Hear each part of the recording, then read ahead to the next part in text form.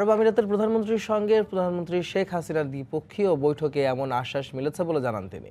স্থানীয় সময় গতকাল দুপুরে সংযুক্ত আরব আমিরাতের ভাইস প্রেসিডেন্ট ও প্রধানমন্ত্রী শেখ মোহাম্মদ বিন রশিদ আল মাকতুমের সঙ্গে বৈঠক করেন দেশটিতে সফররত প্রধানমন্ত্রী শেখ হাসিনা। এ সময় দ্বিপক্ষীয় নানা বিষয়ে আলোচনা করেন তারা। বাংলাদেশ প্রতিনিধি দলের সদস্যসহ প্রধানমন্ত্রীর মেয়ে সাইমা ওয়াজেদ হোসেনও বৈঠকে উপস্থিত ছিলেন।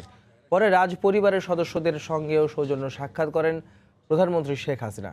এছাড়া আবুধাবির যুবরাজ শেখ মোহাম্মদ বিন জায়েদ বিন সুলতান আল নাহিয়ানও আলাদাভাবে দেখা করেন প্রধানমন্ত্রীর সঙ্গে। এসব আলোচনায় বাংলাদেশের জন্য সংযুক্ত আরব আমিরাতের শ্রমবাজারে সুযোগ সুবিধা বাড়ানো সহ দ্বিপক্ষীয় নানা ইস্যু উত্থাপিত হয় বলে জানান পররাষ্ট্রমন্ত্রী।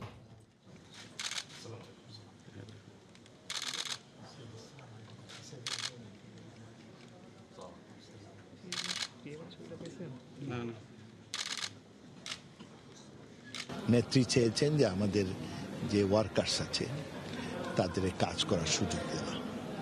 বলেছেন যে আমাদের ওয়ার্কাররা খুব hard working and highly intelligent. Sultan Khalifa সেটা স্বীকার করেছেন, বলছেন যে হ্যাঁ, তারা সবাই স্বীকার করেছেন। আর বলছেন যে আপনাদের দুয়ার খোলা। আমরা বলছি শুধু লেবার না, আমাদের প্রফেশনাল আছে, 17 ধরনের ক্যাটাগরির লোক আছে। বলছেন অল ডান। 2021 সালে আমরা উচ্চ মধ্য আয়ের দেশ হতে চাই, 41 সালে আমরা উন্নত। উনি বলছেন যে রোড ম্যাপ থাকলে, কমিটমেন্ট থাকলে আপনি 25 বছরের প্রোগ্রাম করেন, উই আর উইথ ইউ, আমরা আপনাদের সাথে আছি, এবং যে যে ক্ষেত্রে দরকার আমরা আপনাদের পার্টনার।